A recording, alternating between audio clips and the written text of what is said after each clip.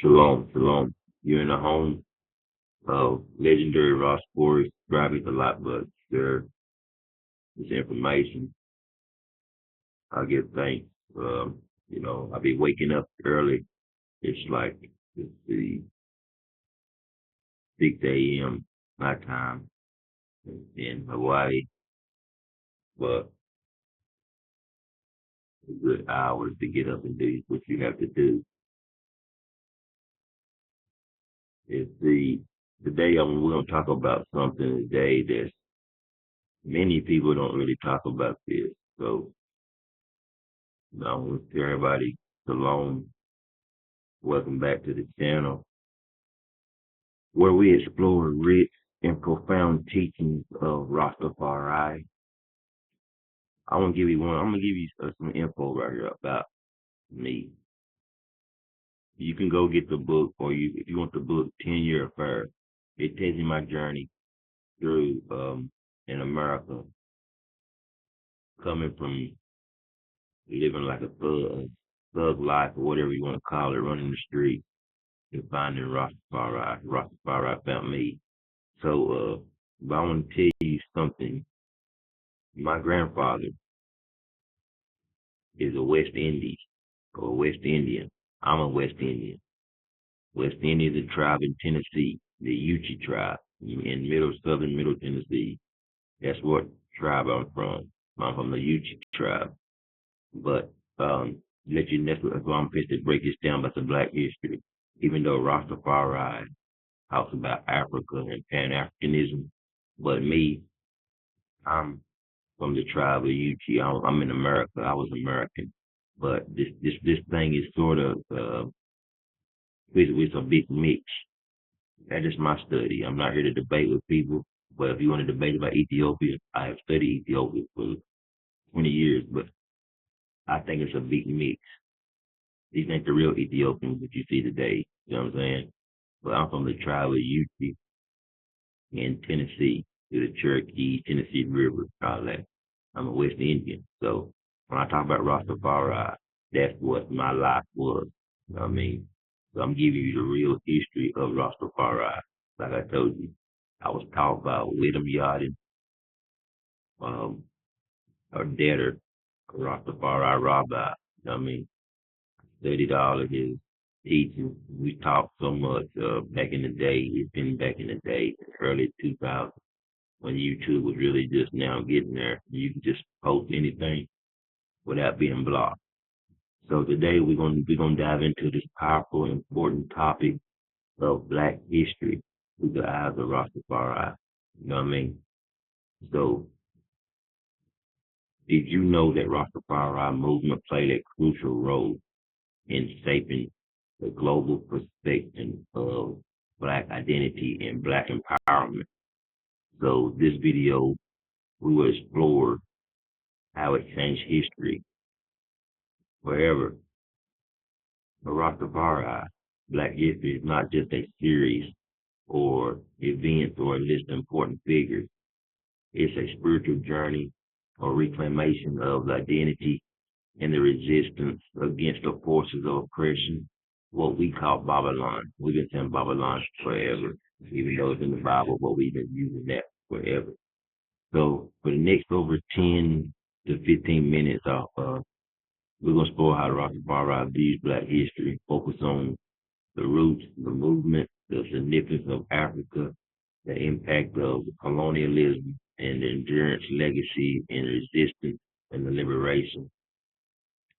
So let's begin in this journey together. Okay. The roots of Rastafari. Africa, that's Zion, right? To understand Black history through the eyes of Rastafari, we must look first to Africa, which is seen as Zion, a promised land. Rastafari believed that Africa, particularly Ethiopia or Kush, is the cradle of civilization. Scientists have proved that, and the true homeland of all Black people.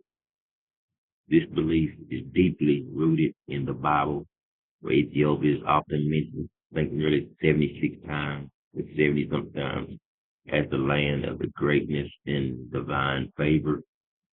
Ethiopia and Haile Selassie was central. The Rastafari belief is a reverence for Ethiopia and its last emperor, Haile Selassie, who is seen as the reincarnation of the Christ man and the rightful ruler of all African people. Rastafari, Haile Selassie, coronation in November 1930, fulfilled a biblical prophecy, marking the beginning of a new era of Black history. That's what that is put in the history book. An awakening and an empowerment of Black or the melanated people. Africa as an origin, Rastafari has teach that Africa is the birthplace of humanity, a source of spiritual and cultural richness that it has been secured by centuries of colonialism and slavery like it has in America. The movement calls for a return to African values, traditions, and the way of life as it means reclaiming your melanated or Black or copper identity and dignity. That's the problem. You have to go back and find your culture, how you really was, because we all from different tribes, you understand? So the impact of slavery and colonialism, the Babylon system, moving forward in history. The period of slavery and colonialism represents one of the darkest chapters in Black history. Rastafari view this time as a rise of Babylon. America is the new Babylon. This is the sister of Babylon. So a system of oppression, exploitation, spiritual corruption that sought to dehumanize Black people and strip them from their heritage. You know, the so-called the transatlantic slave trade. Rastafari sees the transatlantic slave trade as a deliberated attempt by Babylon to destroy African culture and spirituality. The focus and migration of millions of melanated to America, the Caribbean, all the West Indian countries, islands, and are literally a spiritual exile, serving people from their roots and subjecting them to unimaginable suffering. You understand? Colonialism following slavery. Colonialism continued Babylon's work by imposing foreign rules over melanated people or melanated nations of countries and islands, exploiting their resources and forcing European cultures on the norms, you know what I mean? So for Rastafari, colonialism wasn't just a political or denomination. It was a spiritual attack on the melanated identity or the African identity designed to erase the indigenous beliefs, replace them with Western ideology. You understand? The resistance and the survival despite the horrors of slavery and colonialism. Rastafari believes that African spirituality and culture have survived, passed down through generations in a secret or in forms adapt to conditions of oppression. So this survival is seen as a testament to resilience or the strength of the African spirit. Even though the role of some people call Marcus Garvey, there's been another story, but the role of Marcus Garvey, prophet of liberation, one key figure in Black history, especially in the context of Rastafari.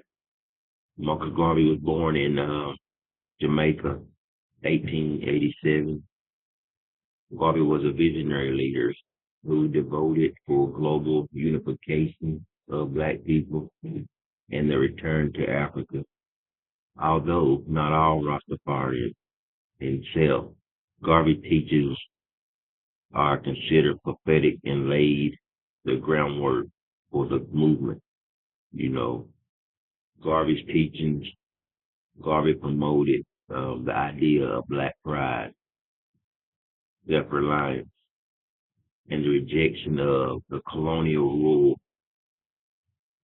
He famously proclaimed Africa for Africans at home and abroad, urging melanated black people to take pride in their heritage and work toward the liberation of their homeland.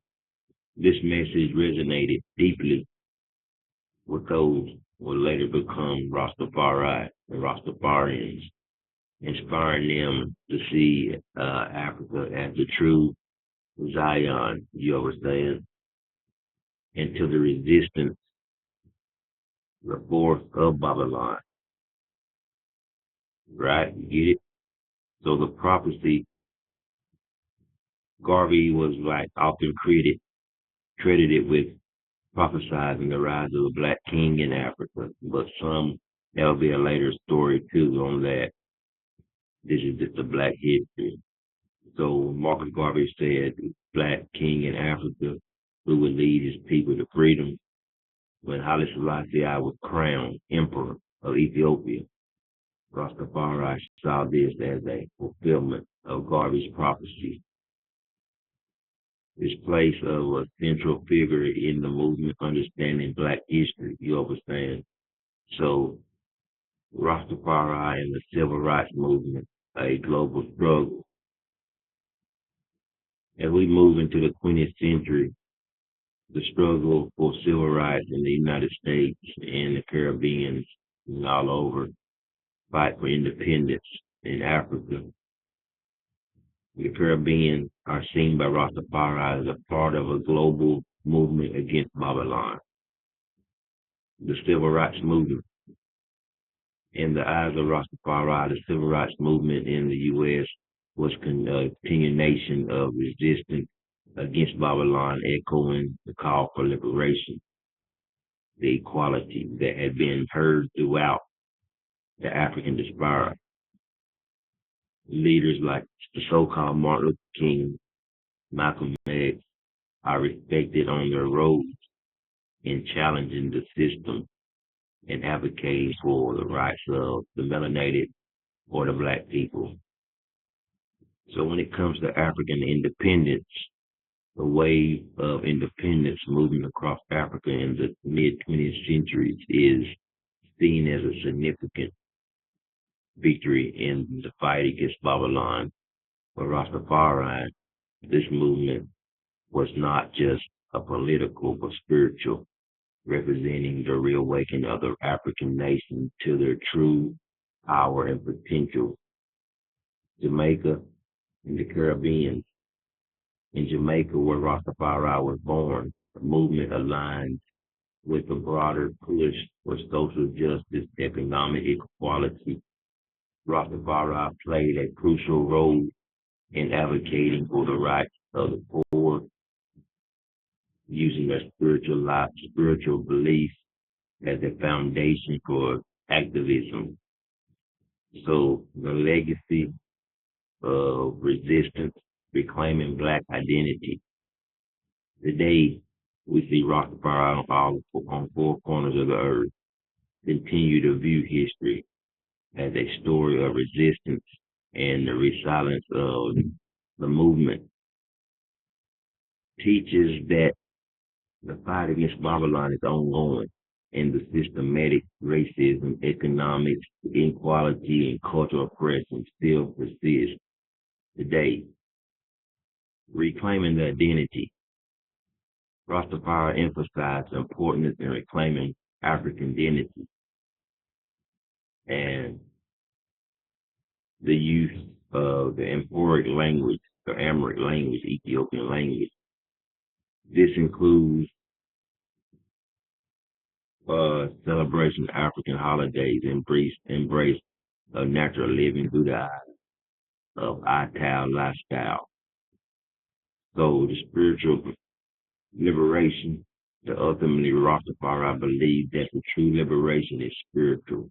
While political and social struggles are important, the real victory comes free, come free in the mind and soul from the chains of Babylon.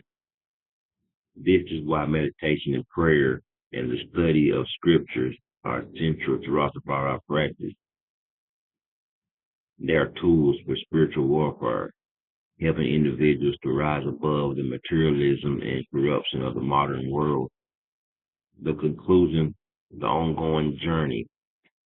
In this conclusion, Black history through the eyes of Rastafari is not just the past, it's about the present and the future. It's a journey of reclaiming identity, resisting oppression, seeking spiritual liberation. For Rastafari, the story of Black history is a sacred one, a story of divine prophecy, righteous struggle, and ultimate redemption.